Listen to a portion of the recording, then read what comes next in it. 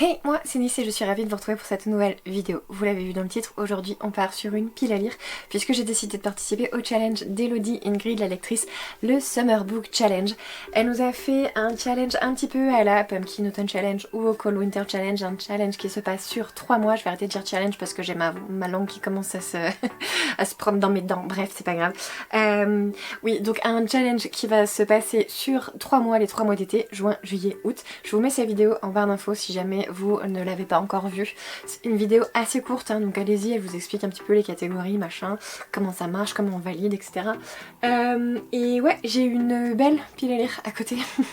Ce qu'il faut savoir, c'est qu'il y a 16 catégories, donc on va essayer de pas traîner, je vais pas forcément vous faire le résumé à chaque fois.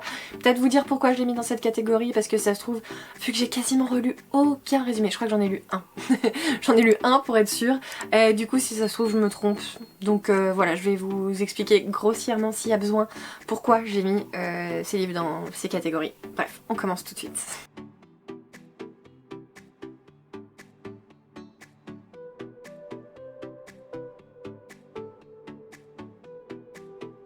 Et je me munis de mon carnet de lecture, de challenge, voilà, qui mélange un petit peu ces deux trucs. Du coup, Elodie a concocté un premier menu qui se nomme L'été sera chaud. Caliente. Et du coup, le tout premier mot-clé est le soleil. Il faut mettre du jaune, du lumineux, de la magie ou du pouvoir. Alors là, c'est une des catégories qu'elle avait... Va-t'en le chat. Ouais, toujours pénible à me lécher partout. Du coup, c'est une catégorie qu'elle avait un petit peu fait fuiter avant sa vidéo, puisque moi je suis sur son Discord, je la suis sur son Discord, et du coup elle nous avait mis un petit peu ce template là, et j'avais déjà les mots-clés, donc je sais depuis quelques temps quel bouquin je vais mettre dans cette catégorie. Et il s'agit du coup du manuel de guerrier de lumière, manuel du guerrier de la lumière, de Paulo Coelho. La couverture est jaune, ça se passe sur une plage, enfin la couverture se passe sur une plage, on parle du guerrier, on parle de la lumière, donc voilà, je me suis dit que c'était le bouquin parfait pour cette catégorie, pour peu qu'on nous parle un petit peu de magie ou de pouvoir à l'intérieur, ce sera le combo parfait. Et vous allez voir que je fais bien de mettre des tout petits bouquins, puisque dans la suite ça va pas être trop le mot d'ordre de cette pile à lire. La deuxième catégorie répond au mot-clé mer et il faut partir sur du bleu, pirate, eau, animaux marins, vent. Je pense que pareil, j'ai un bouquin à peu près parfait pour cette catégorie, puisque en effet je n'ai toujours pas lu Le Royaume assassiné du coup de Alexandra Christo aux éditions de Saxus. Ça fait un très long moment que je l'ai dans ma palle, je l'ai pas acheté dès sa sortie, mais peut-être genre l'année d'après. Donc voilà, ça fait très longtemps, donc je vais sortir une relique de ma palle. Et en même temps, la couverture, bon j'essaie de pas trop faire de reflets, mais la couverture est méga bleue. Il y a des tentacules, tout ça, ça va nous parler d'une sirène, donc en même temps, monstre marin, créature marine, je sais plus comment elle a mis, animaux marins. Voilà, on va dire que ça passe, ça passe. De toute façon, elle a dit de twister un petit peu la catégorie pour que ça nous aille, pour que ça nous arrange. Donc au pire, si jamais je trouve une flaque, j'irai lire ce bouquin les pieds dans l'eau, et comme ça validera ma catégorie. Ensuite, il fallait partir sur le mot-clé glace, donc un bouquin qui nous fait penser à l'hiver, à la neige, froid, blanc ou la gourmandise. Et c'est pour ce bouquin que j'ai lu le résumé. Oui, ça y est, c'est vite évacué. J'ai sorti du coup The Witch Walker, du coup c'est en français le faiseur de sorcières, le faucheur de sorcières, le tome 1 aux éditions Bookmark de Carissa Wicks. Et à l'intérieur du résumé, on nous parle de... propulsée dans un mythe de feu, de glace, de dieu antique, Reina doit renoncer à sa vengeance et aider le faucheur de sorcières à sauver le roi du givre. Voilà, donc on parle de glace et de roi du givre, donc je me suis dit, petite vibe hivernale. J'ai eu peur au tout début parce que au tout début on nous parle d'automne, l'histoire commence à se passer en automne, donc bon je me suis dit allez peut-être que l'histoire va durer 3 mois sur ce premier tome et du coup on sera un petit bout en hiver, mais voilà je pense avec le givre et la glace qui sont à l'intérieur des mots clés du résumé, enfin qui sont carrément cités sur le résumé, je pense que ça fonctionne. Qu'en dites-vous? Dites-moi que ça fonctionne. Ouais, vous avez pas fini de voir des reliés, hein. Je pense que là je vais essayer d'épurer ma palle de reliés pour cet été, ça va être trop bien. La dernière catégorie de ce premier menu, c'est le mot-clé plage. Il faut partir sur du sable, désert, oriental, feu, participer au Pay Ton Slip de Séverine. Alors moi je sais pas si en fait je connais pas trop les règles de celui-là, j'avoue, Je suis pas Séverine parce qu'elle ne fait que du thriller et moi c'est pas trop ma cam. Donc de temps en temps je regarde ses vidéos quand elle fait des recommandations vraiment un peu mainstream, etc. Mais sinon c'est pas quelqu'un que je suis de base parce que voilà, on n'a pas les mêmes goûts littéraires, ce qui est totalement ok. Donc du coup peut-être que je participe, peut-être que je participe pas, je crois que c'est juste un nombre de bouquins à lire pendant l'été. Bref, je sais pas s'il faut lire que des thrillers ou si n'importe quel bouquin ça rentre dans ce challenge là. Donc bah j'ai décidé de jouer la sécurité, j'ai mis un bouquin à l'intérieur et je me suis sortie Iskari, le tome 1 du coup de Kristen Ciccarelli, je vais y arriver, j'arrive à prononcer des noms japonais mais celui-là qui est italien. Bref, et le premier tome c'est Asha, la tueuse de dragons. Je sais juste que c'est une fantasy orientale. Jeunesse il me semble, et elle avait été recommandée par Lorraine du compte Les mots de l'imaginaire et du coup voilà, j'avais bien aimé son retour, je me suis dit bah vas-y achète, et puis au final j'ai la trilogie complète et j'ai pas commencé à les lire. Voilà, donc je me suis dit avec le mot-clé oriental ça passe. Deuxième menu, il s'agit du farniente, et le farniente commence avec le hamac. Je sais pas pourquoi je parle ça. Du coup pour cette catégorie il faut lire soit un gros pavé, soit lire seul, soit lire un cosy, soit lire un livre il me semble dont le personnage principal est célibataire. Moi je suis partie sur le gros pavé et je triche un tout petit peu, oui, j'ai sorti Iron Flame, du coup le tome 2 de la saga The Empyrean, bref la suite de Fourth Wing de Rebecca Yarros aux éditions Hugo Roman.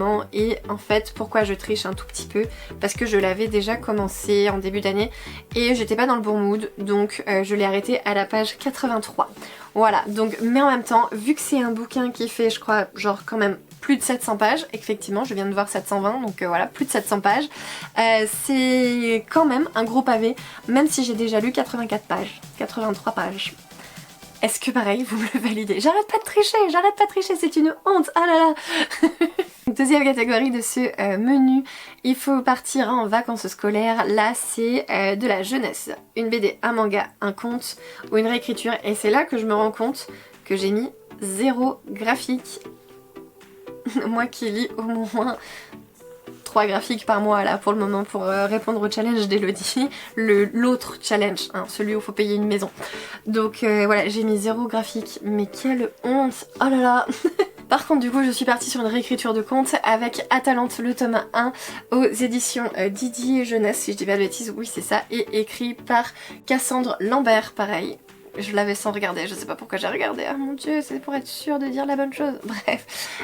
Oui, c'est un bouquin, je vous en ai parlé, je l'ai acheté pareil je crois en début d'année, parce qu'il est beaucoup trop beau, et en tout cas je l'ai acheté quand il est sorti parce qu'il est beaucoup trop beau, et je vous avais raconté que c'était cette réécriture du personnage du coup d'Atalante qui doit pseudo gagner à la course pour pas se marier avec quelqu'un parce que Apollon je crois veut la marier, quelque chose comme ça. Bref, donc méga réécriture de conte, on est bon et ça passe. Même si c'est pas un conte, c'est une réécriture mythologique. J'arrête pas de tricher. Mais en tout cas je vous en ai parlé je crois lorsque j'ai acheté le tome 2, avril peut-être, mars. Bref, quand il est sorti aussi, je vous avais dit que j'attendais les vibes un peu estivales pour le lire, pour les lire. Du coup, je me suis calé le premier tome dans cette catégorie-là. Et c'est pas exclu que je bouge un petit peu ma palle si ce bouquin-là m'a énormément plu. Il n'est pas exclu que je bouge ma palle pour inclure le tome 2 dans une autre catégorie. Pourquoi pas? Pour le moment, je l'ai pas mis, mais on sait jamais. La sous-catégorie suivante, il s'agit de croisière. Il faut partir en voyage, quête, famille, bateau. J'espère que ça va marcher, mais je suis partie sur le mot-clé voyage et je me suis dit que le titre était très évocateur. La route de Cormac McCarthy, ça passe? Dites-moi que ça passe, s'il vous plaît. Au pire, je crois que mon homme m'avait dit qu'il était très challengeant émotionnellement et du coup je me suis dit peut-être que c'est une quête initiatique. Voilà, que ça passe. Et puis si ça passe pas, tant pis, je mettrai un autre bouquin et puis celui-ci je verrai où est-ce que je peux le caser si je peux pas faire un petit swap. Mais en tout cas, voilà, juste avec le titre, j'avais envie de le mettre là. Je vous avais dit, hein, je suis très superficielle là pour le moment, j'ai lu aucun résumé, je sais pas si ça passe, si j'en ai lu un de résumé. Et on fait cette vidéo un peu à l'arrache. En même temps, je vous ai dit que je viens de voir la vidéo d'Elodie, Ingrid la lectrice, et que du coup j'ai fait ma palle vraiment viteuf et que du coup je me dépêche de la tourner parce que si je veux avoir une chance que cette vidéo sorte avant le 1er juin, il faut que je tourne tout de suite. Celui-ci, ça a peut-être été la catégorie la plus facile à remplir. Je vous spoil un tout petit peu une future vidéo parce que j'ai pas encore tourné, mais vu que j'ai pas acheté beaucoup de livres au mois de mai, je vais pas forcément faire un book haul, donc peut-être que ça attendra un début de vlog ou peu importe. Bref, pour vous montrer les 2 livres que j'ai achetés à Cultura hier. Donc là, je divague complètement. La catégorie d'après, c'est la sieste et il faut lire le bouquin qui nous donne le plus envie. Alors soit ça, soit le bouquin le plus petit de notre palle, mais moi je suis partie sur celui qui me donne le plus envie. Et c'est Le Chant de la Reine Corbeau aux éditions Bookmark. Oui, je l'ai bien dit. Et de Isabelle Lozac, je sais pas, CH à la fin, donc Lozac, potentiellement. Voilà, regardez-moi ce bouquin, comment il est trop beau. Alors là, je l'ai laissé sous blister pour pas trop l'abîmer. Mais du coup, il y a un jaspage, il y a là, la petite madame, et là, le petit monsieur. Je suis en train de regarder dans le retour. Oui, c'est bon, il est à l'endroit. Le bouquin est vraiment magnifique. Ma seule déception, c'est qu'il n'existe pas en relié. Faites des bouquins beaux, mais en relié aussi, s'il vous plaît, Bookmark. S'il vous plaît, hein. Voilà. Bon, bah celui-ci, franchement, potentiellement, maintenant que je l'ai mis dans une palle, potentiellement c'est le premier bouquin que je vais lire, que je vais commencer au 1er juin. Voilà. Peut-être pas le premier exactement puisque on part en week-end le week-end de l'Ascension là. Donc le premier c'est le dimanche, mais peut-être que le lundi directement quand on rentre, je me jette dessus. Voilà, tant pis pour le boulot, je me jette dessus. Allez, après tous ces gros pavés, il va bien falloir que je mette des bouquins un poil plus petits, hein. On part sur le 3e menu, il s'agit du menu festif. Et on commence avec les feux d'artifice. Il fallait une couverture colorée, un feel good ou un SF. Et là j'ai ressorti un bouquin assez petit quand même, hein, parce que bon ça va les pavés, ça va 5 minutes, mais si on veut réussir le challenge, il faut aussi mettre des petits livres. Et je suis partie sur du coup Tant que le café est encore chaud de Toshikazu Kawaguchi. Voilà, aux éditions J'ai lu, je crois. J'ai lu, non pas du tout, le livre de poche. Bref, je vous en ai déjà parlé en long, en large et en travers, alors que je ne l'ai toujours pas lu dans mon vlog. Le dernier vlog que j'ai fait là, le vlog super long. D'ailleurs merci Aurélia de m'avoir confirmé que c'était le premier tome, je suis hyper refaite et du coup je vais pouvoir le dévorer cet été. Voilà, le but c'est pareil, ça va être un des premiers bouquins à y passer je pense, je le sens. Tu parles, je dis ça mais en fait une fois qu'ils sont dans une pile à lire les bouquins, j'ai plus envie de les lire. On enchaîne les bouquins qui vont être relativement faciles hein, puisque on part après sur le regroupement. Il faut un roman choral, Meute Loup. Je suis partie du coup sur Les Mondes d'Ewilan de Pierre Bottero aux éditions Rajo si je ne dis pas de bêtises. Je vais y arriver. Oui, c'est un petit R, ça doit être Rajo. Voilà, c'est le premier tome de la 2e trilogie du coup autour du personnage d'Ewilan. J'avais défoncé la première trilogie, j'avais vraiment adoré. Et du coup, j'avais très hâte de replonger dans cet univers-là. Sauf que vous savez ce que c'est la vie, hein. Quand on a envie de lire un bouquin, on ne le lit pas. Je suis sûre que vous êtes tous pareils. Arrêtez de faire semblant, vous êtes tous pareils. Donc voilà, je l'ai mis dans une pile à lire. Et pourquoi regroupement? Eh ben, si ça continue, alors c'est là où je suis absolument pas sûre. Hein. Mais j'avais tellement envie de le mettre dans une catégorie que pourquoi pas celle-ci.